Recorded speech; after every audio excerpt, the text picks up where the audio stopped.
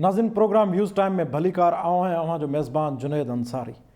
नाज़िन अॼु DG ISPR major general Iftikhar अहम press conference कई।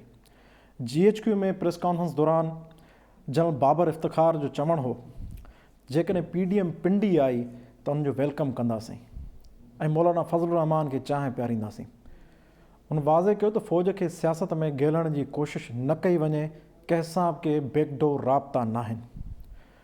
उन चयो जेकॾहिं असांखे जेकॾहिं कंहिंखे इलेक्शन जे प्रोसेस ते ॻणती आहे या ख़दशा आहिनि त हू लाॻापियल इदारनि सां राब्तो करे। उन चयो त जेकॾहिं उन टाइम 2018 जे इलेक्शन खे रेफर कंदे उन वाज़े कयो त असांखे उन वक़्त जी हुकूमत ज़िमेदारी ॾिनी इलेक्शन कराइण जी ऐं असां इलेक्शन कराईसीं। DG ISPR जे वाज़े मौक़िफ़ खां पोइ काफ़ी शयूं त चिटियूं थी वियूं आहिनि ऐं कुझु नवनि सवालनि बि कर खयो आहे। उन्हनि सवालनि जा जवाब वठंदासीं ऐं उन्हनि सवालनि खे सम्झण जे मुख़्तलिफ़ एंगल सां कोशिशि कंदासीं। उन लाइ असांखे हिन वक़्तु पैनलिस्टनि जी टीम जॉइन कयो आहे जंहिंमें शामिल आहिनि नसीर मेमून साहिबु, डॉक्टर अयूब शेख साहिबु, इनाम भट्टी साहिबु, अमर सिंधु साहिबा ऐं इज़हार सुमरो साहिबु।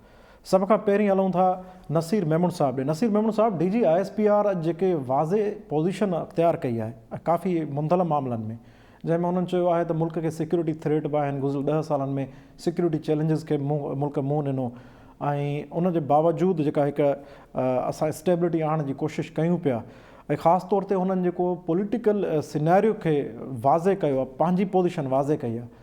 ऐं उन खां पोइ उन्हनि हिकिड़ो जेको सुवालु उथारियो अहम, जेको अॻे बि असां पंहिंजे प्रोग्राम में डिस्कस करे चुका हुआसीं, वरी मां उन तव्हांखे सम्झणु चाहींदुसि त जेकॾहिं कंहिंखे ख़दशो हो इलेक्शन ते प्रोसेस ते 2.5 साल गुज़री विया त पोइ आख़िर PDM जी तहरीक या अपोज़िशन जे पार्टियुनि लाॻापियल फोरम्स खे यूज़ छो न कयो? आख़िर उन्हनि ते छो न लाॻापियल फोरम ते वञी इहा ॻाल्हि रखी वई त हिते धांधली थी या मुबैना तौर ते या जेको आहे मिसएप्रोप्राइएशन थी आहे?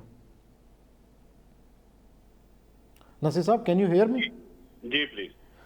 अच्छा, मां इहा प्रेस कॉन्फ्रेंस ॿुधी, मूंखे लॻे थो त जेको PDM जे जलसनि में ऐं बयाननि में लगातार इहा ॻाल्हि चई पे वई त असां इमरान ख़ान सां न पर उनखे सिलेक्ट कंदड़नि सां ॻाल्हाइणु चाहियूं था। ऐं तकरीरुनि में बि जुमिला अहिड़ा ॿुधा जंहिंमें उन्हनि शख़्सियतुनि जा नाला खयां, कुझु तकरीर कंदड़ जेके अॻुवान आहिनि PDM जा। ख़ुदि फज़ल रहमान साहिबु जंहिं तकरीर में जॾहिं चयो त असां पिंडी वेंदासीं त पिंडी ॾांहुं इशारो जो बि मतिलबु उन इदारे ॾांहुं हुयो, अदरवाइज़ पिंडी में ॿी का बि ऑफिस अहिड़ी न आहे जिते उहे वञनि। सो मूंखे लॻे थो त ख़ुदि आर्म्ड फोर्सिस जे अंदरि इन शइ ते ज़रूरु डिस्कशन थियो हूंदो त हिकिड़े इदारे ऐं उनजी क़यादत जे बारे में जॾहिं लगातार इन क़िस्म जा बयान अचनि था त यकीनन उते इन ते ॻाल्हि ॿोल थी हूंदी। ऐं उन खां पोइ इन क़िस्म जी सोच जंहिंजो अॼु इज़हार उन ISPR जे तर्जुमान कयो त उहा फ़र्द जी सोच कोन्हे ज़ाहिर आहे, त इदारो ईअं सोचे थो तॾहिं उहो उन्हनि रिएक्ट कयो आहे हिन ते। जेसिताईं तालुक़ु आहे त वास्तेदार इदारनि वटि मुखालिफ़ दर छो न वई, मूंखे हुन में 2 रीज़न सम्झ में था अचनि। हिकिड़ो इहो त जंहिं तरह इलेक्शन में हाणे टेक्निक्स यूज़ थियनि थियूं इलेक्टोरल सिस्टम खे मैनिपुलेट करण जूं, उहा भली का बि धुर करे, हुकूमत करे, ॿियो को इदारो करे, मक़ामी सतह ते उम्मीदवार कनि, जेको बि करे, त उन में हाणे उहा ट्रेस करणु इन करे ॾुखियो आहे जो हाणे उहा पूरी हिकिड़ी इंजीनियरिंग थिए थी। उन में वोटनि जी ॻणप जो इशू न आहे, उन में इलाही ॿिया इशूज़ आहिनि। जीअं तव्हां लास्ट टाइम ॾिठो त इलेक्शन जा नतीजा ॾींदड़ सिस्टम कीअं गाइब थी वियो। हाणे इलेक्शन कमीशन खे वटि हुनजी का बि वज़ाहत ताईं कान आई आहे या एटलीस्ट मूं न पढ़ी आहे त आख़िर उहो छा थियो। सो उहा सिस्टम जी मैनेजमेंट अहिड़ी तरह थिए थी जो उनखे को वञी जेकर PDM जा लीडर या को ॿियो अॻुवान वञी चैलेंज बि करे त उनखे स्टेब्लिश करणु, प्रूव करणु ॾाढो ॾुखियो आहे हाणे। तंहिं करे हाणे उहो पॉलिटिसाइज़ थियो आहे सॼो मामिलो। ॿियो तव्हां ॾिसो वास्तेदार इदारो इलेक्शन कमीशन ऑफ पाकिस्तान आहे, उन वटि हुकुमरान धुर जे फॉरेन फंडिंग जे मामले सां हिकिड़ो पुराणो केस पेंडिंग आहे।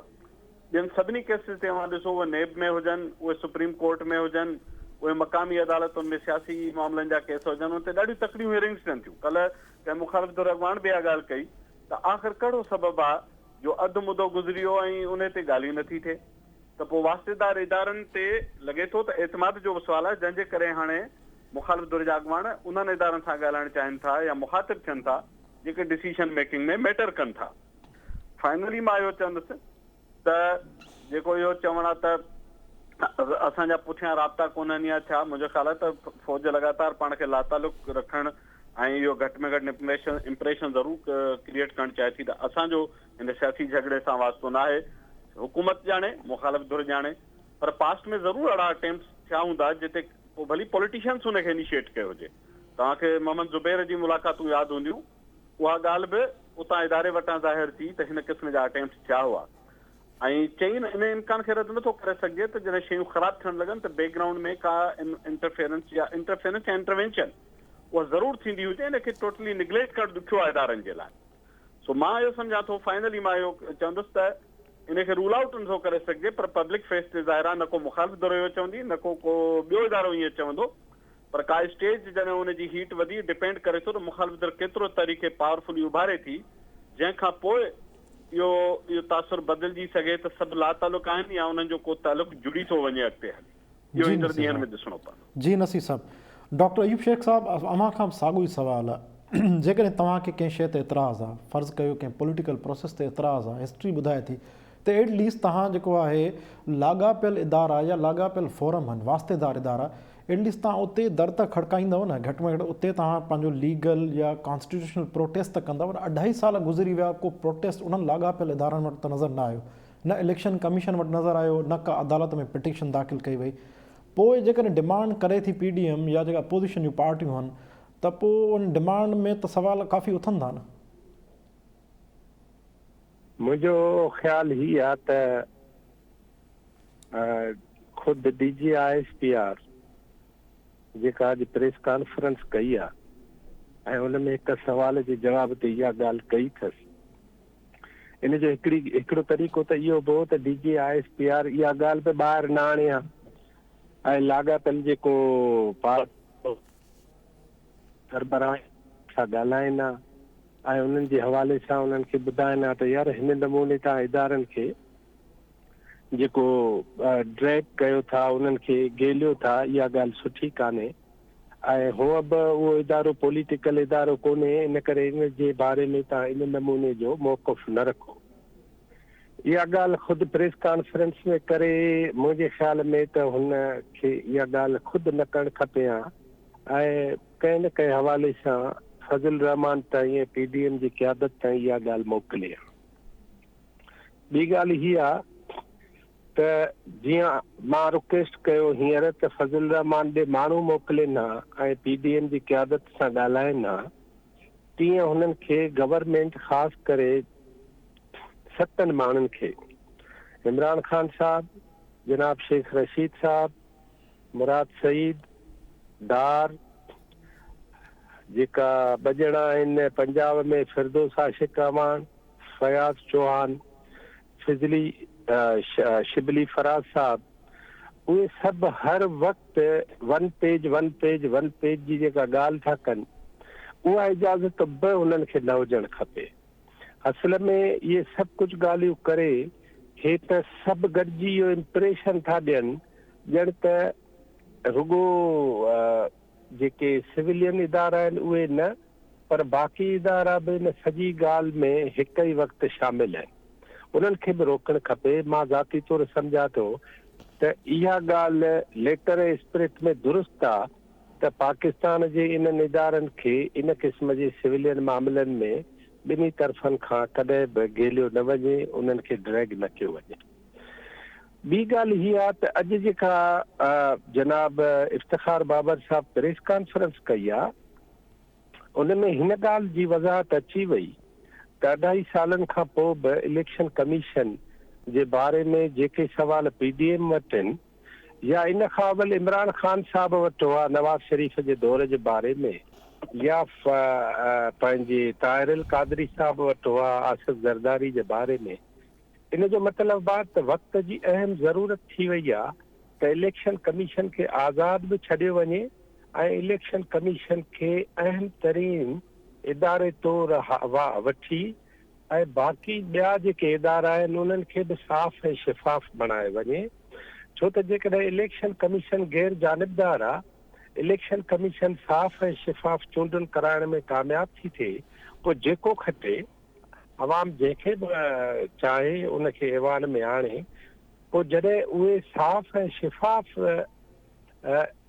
इलेक्शन कमीशन जे मार्फत इदारा ठहंदा, ख़ुदि उन्हनि जी परफॉर्मेंस जे लाइ नवां नवां सवाल उथंदा, ऐं जेको नओं पाकिस्तान असां चऊं था या जेको प्रो पीपल पाकिस्तान चऊं था असां, या जंहिं पाकिस्तान खां माण्हुनि खे हाणे चिड़ वधंदी, पाकिस्तान माना पाकिस्तान जे निज़ाम खां जेका चिड़ वधंदी थी वञे, उहा चिड़ बि घटि बि ऐं घणियूं शयूं मरहम जो कमु बि कंदियूं। जी जी डॉक्टर साहब, इनाम भट्टी साहब, अवां के पिया सोचो?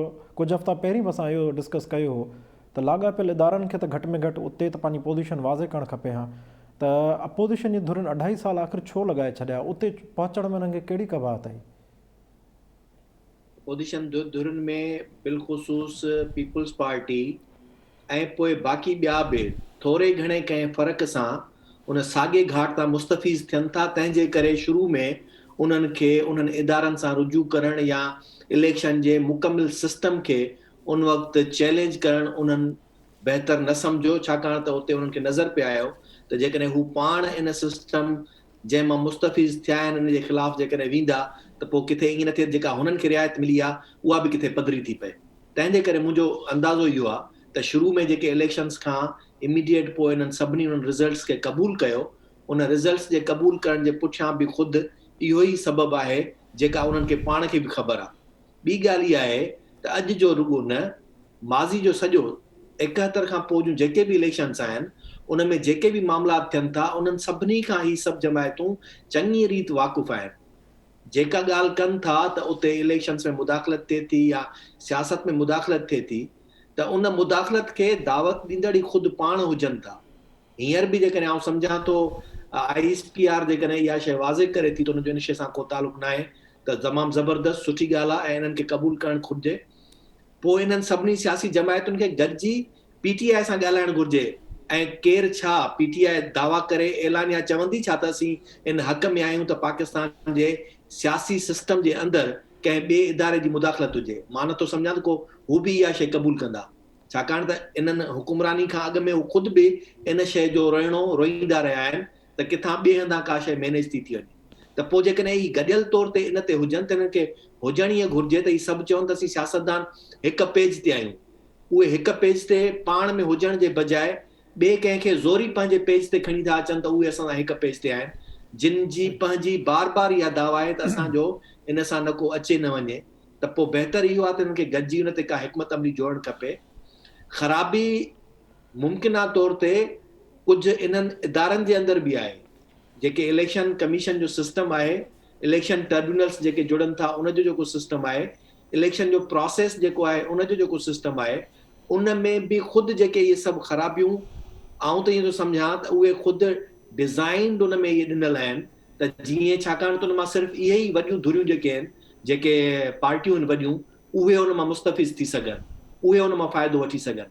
न त मुल्क जे अंदरि हींअर इलेक्टोरल रिफॉर्म्स जेके आहिनि उहे एतिरा घणा घुर्बल आहिनि जंहिंमें हिकु आम माण्हू उन इलेक्शन जो हिसो बणिजी सघे, उमेदवार थी सघे, जेको बावजूदि कोशिशुनि जे बि हींअर नथो थिए जो हिकिड़े कंहिं बि कैंडिडेट खे, सूबाई कैंडिडेट खे घटि में घटि 1.5 खां 2 करोड़ रुपया ख़र्च करणा पवनि था ऐं असेंबली जे कैंडिडेट खे 3 खां 5 करोड़नि ते ख़र्च करणो पए थो।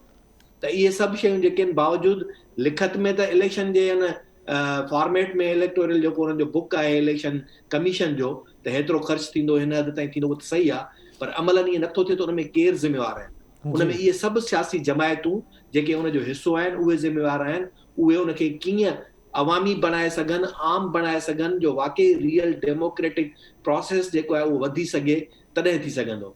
उन सां गॾोगॾु जेकॾहिं अचूं था हाणे इन ते त जेकॾहिं ISPR इहो चए थी त मौलाना फज़लुर रहमान भले पिंडी अची असांखे चांहि पीआरींदासूं, त आउं सम्झां थो त शायदि हिननि खे इहो जवाबु मिली वियो आहे त हींअर इन्हनि जूं ॻाल्हियूं जेके ई चवंदा रहनि था उहे त असां उन्हनि सां असुलु ॻाल्हाईंदासूं, जेके सिलेक्टर्स आहिनि, त उहे कंहिं हद ताईं मूंखे लॻे थो त उन्हनि खे हिकिड़ो बिल्कुलु एन ब्लॉक वारो जेको थींदो आहे त जवाबु मिली वियो आहे त का बि गुंजाइश कोन्हे ऐं सिस्टम जीअं हले पियो थो इन सिस्टम में अॻिते हलो, कंहिं बि तरह सां इन शइ खे टोड़ण या इन खे कंहिं उन मां को ॿियो दग कढण जी कोशिशि कंदो त उहा मुमकिन न बणिजी सघे। त मुंहिंजे ख़्याल में जेका दावा कई पई वई त पाकिस्तान जे अंदरि हक़ीक़ी जमहूरियत जी बहाली लाइ PDM जदोजहद कंदी ऐं उन्हनि इदारनि जी मुदाख़लत खे ख़तमु कंदी।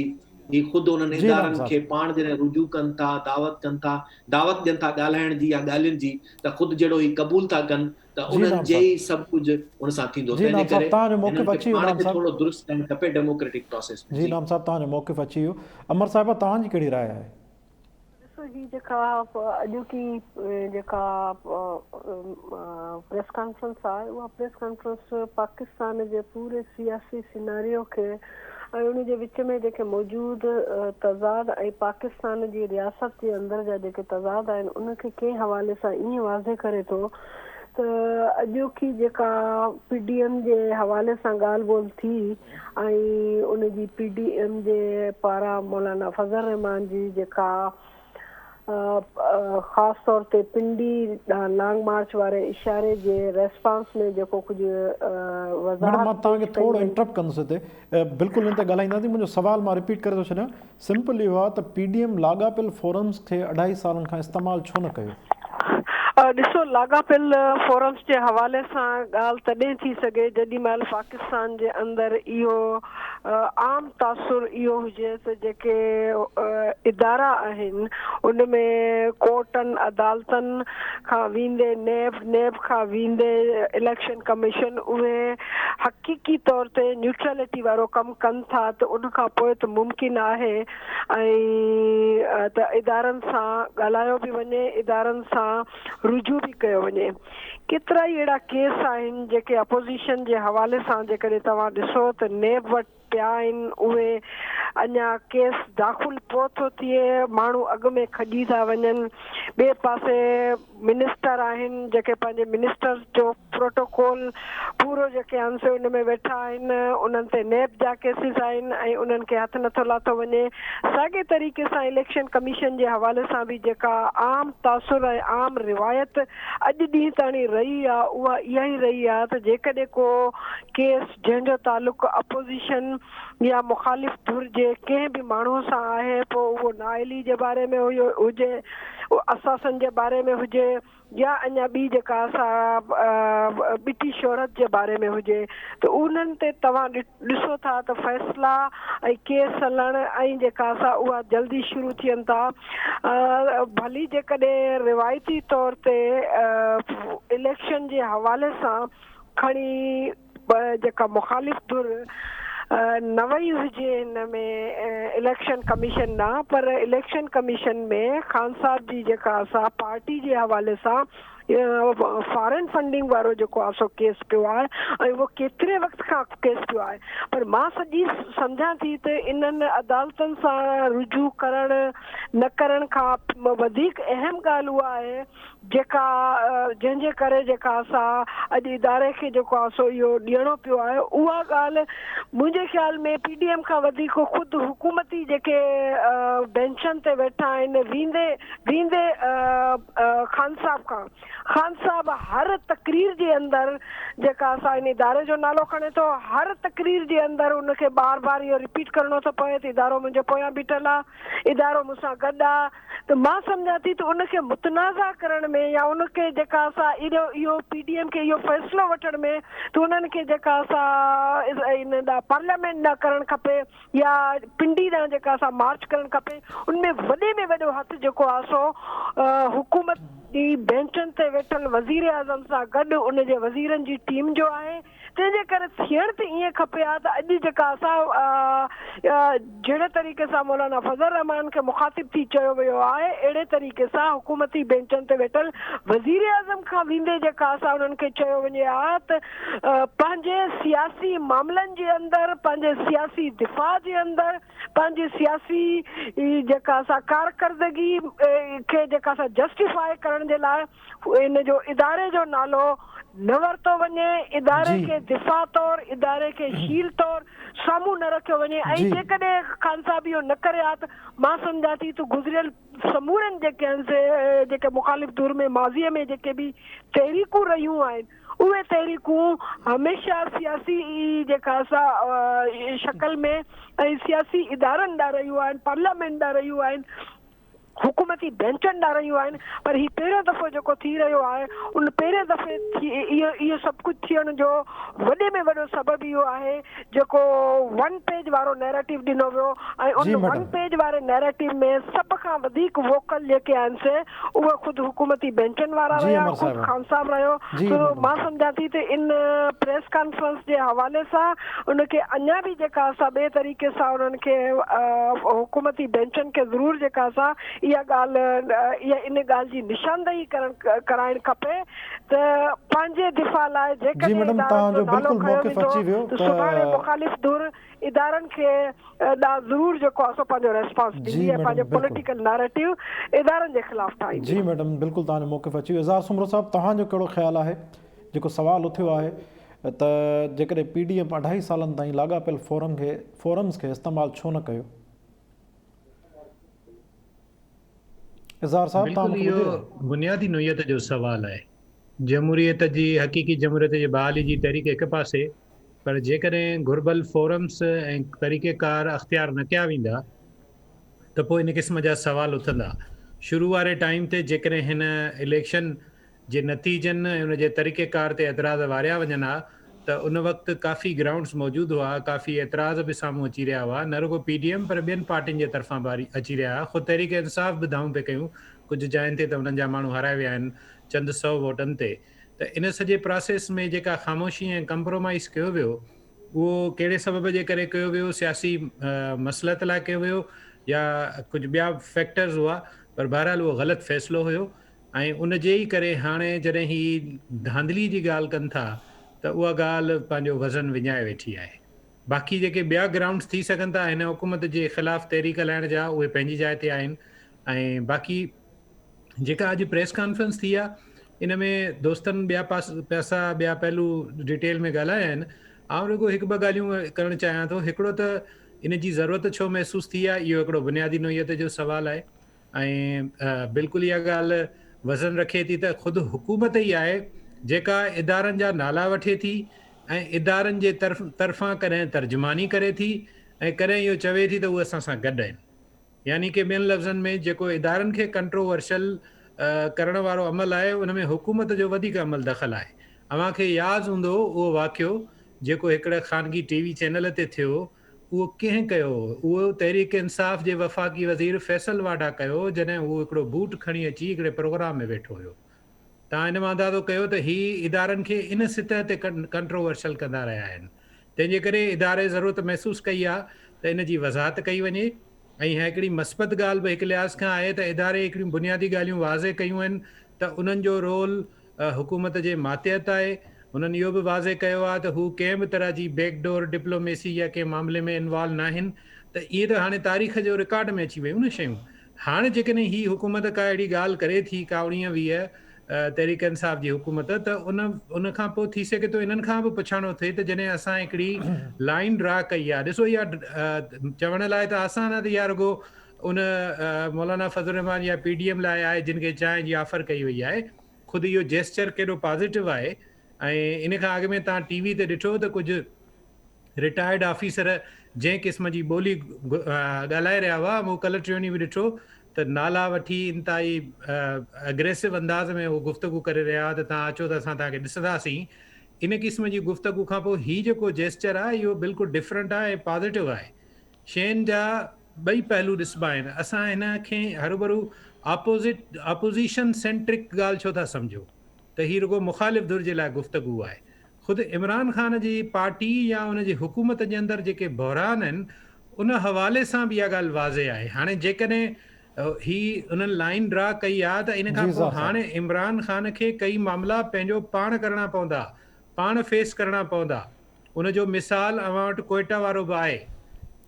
उन खां अलावा बि ॿिया केतिरा ई मामला आहिनि। मुल्तान ऐं लाहौर जे जलसनि वारो बि आहे। तंहिंजे करे हिन खां प्रेस कॉन्फ्रेंस खां पोइ काफ़ी शयूं वाज़े थींदियूं। ऐं इन हवाले सां जेकॾहिं बैकडोर डिप्लोमेसी जी तरदीद थी आहे त उहा बैकडोर डिप्लोमेसी छा रुगो अपोज़िशन सां थींदी? हरगिज़ बि न। जॾहिं ॻाल्हियूं थींदियूं त ज़ाहिरी ॻाल्हि आहे बैकडोर डिप्लोमेसी में ख़ुदि हुकूमत बि शामिल थींदी न, तॾहिं ई ॻाल्हियूं थी सघंदियूं। हिकिड़ो इदारो अकेले सिर कीअं कंदो? हिकिड़ी ॻाल्हि। ॿियो जेको हिन हुकूमत जो जेको रवैयो ऐं रविश आहे इदारनि जे हवाले सां त कंहिं महिल त हू फ़ौज जा तर्जुमान थियो वेठा आहिनि, कंहिं महिल नेब जा सॼा खाता फाइलूं खोलियो, प्रेस कॉन्फ्रेंसूं 4-4 कलाकनि जूं। भई तव्हांजो कहिड़ो कमु आहे? एहतसाब ब्यूरो नेब मौजूदु आहे ऐं हिननि जा माण्हू वेठा टीवी ते 4-4 कलाक प्रेस कॉन्फ्रेंसूं कनि ऐं उन में वेही केसनि जा तफ़सील ॿुधाइनि। त इन सां वरी इलेक्शन कमीशन जे तरफ़ां बि ऐलान पाण था कनि त बाबा महीनो अॻे सेनेट जूं इलेक्शनूं कराईंदासीं, शो ऑफ हैंड ते कराईंदासीं। माना तव्हां हिन मां अंदाज़ो करियो त हीअ कहिड़े तरीक़े सां इदारनि जे मामलनि में बि ख़ुदि मुदाख़लत इहा हुकूमत कंदी थी अचे। उनखां अलावा इदारो त सही थो चए न त असीं हुकूमत जे मातहत आहियूं, हुकूमत असांखे जेके इंस्ट्रक्शन ॾींदी, जेके गाइडलाइंस ॾींदी, असीं उन ते अमल कंदासीं। जी ज़ार साहब, फॉल्ट कहिड़े एंड ते थिए थो? ॿी ॻाल्हि इहा आहे, कंक्लूडिंग ॻाल्हि, हाणे इमरान ख़ान जे लाइ ज़ाहिरी तौरु अव्हांखे लॻंदो त इमरान ख़ान जी सपोर्ट थी आहे, हिमायत थी आहे, पर थोरो गौर सां ॾिसो त हाणे इमरान ख़ान जी हुकूमत लाइ परेशानियूं वधंदियूं। छो त जॾहिं तव्हां हिकिड़ो इदारो वाज़े मीडिया ते अची प्रेस कॉन्फ्रेंस करे थो, उन्हनि जो तर्जुमान ऐं चए थो त असांजी ही लाइन आहे, असांजी ही हिकमत अमली आहे, असांजो ही मौक़िफ़ आहे ऐं असां नॉन पार्टीज़न आहियूं, असांजी का इंटरफेरेंस ऐं मुदाख़लत न आहे, त असां छो न उन्हनि जी इन सॼी ॻाल्हि खे मञींदे हाणे उमेद इहा करियूं त जेकॾहिं इन लाइन खे इमरान ख़ान जी हुकूमत क्रॉस थी करे ऐं उन जी सूरत में आपोज़िशन उन जी मुखालफ़त में इस्लामाबाद में धरणो या एहतजाज करे थी त पोइ ॿियो को बि विच में न ईंदो ऐं पोइ अवाम जेको असुल ताक़त आहे, असुल जमूर आहे, उहो पंहिंजो फ़ैसिलो जी ज़ार साहब, तव्हांजी राय अची वई। सभिनी पैनलिस्टनि खे गुज़ारिश आहे त असां टाइम जी शदीद खोट आहे, सेकेंड क्वेश्चन में पंहिंजी राय मुख़्तसर खां मुख़्तसर रखनि। नसीर साहब, अव्हां खां शुरू कयूं था। हिकिड़ो वाज़े स्टैंड अची वियो आहे, घटि में घटि हींअर शयूं कुझु क्लियर थी वियूं, हिकिड़ो माना अनुमान हो ख़्यालु कयो पियो वञे त किथे न किथे बैकडोर में कुझु ॻाल्हियूं हलनि पियूं ऐं किथे न किथे का तोड़ फोड़ थिए पई ऐं उन में कुझु अपोज़िशन खे मिलण जी, हासिलु करण जी उमेद हुई, ख़ासि तौर ते मौलाना फज़लुर रहमान खे, छाकाणि त पीपल्स पार्टी त बैकफुट ते अची वई ऐं उन सां गॾोगॾु ज़िमनी चूंडुनि में ऐलान कयो हो नून लीग बि हिसो वठण जो। त हाणे इहो छा सम्झिजे त उहे चैप्टर समूरा क्लोज़ थी चुका आहिनि ऐं PDM जी तहरीक मां उहा जेका हुननि उॾाम वरिती हुई, उहा उॾाम झकी थी हटी चुकी आहे? मुख़्तसर बयानु कजो सर। बैकग्राउंड टॉक्स ऐं बैकग्राउंड डायलॉग्स बहरहाल कंहिं बि शिकिल में जारी रही सघनि था ऐं जीअं जीअं PDM जी मूवमेंट अॻिते वधंदी त इदारनि जी उहो डिपेंड कंदो त PDM केतिरो पावरफुली अॻियां अचे थी, केतिरो उहा स्ट्रांगली अॻियां अचे थी।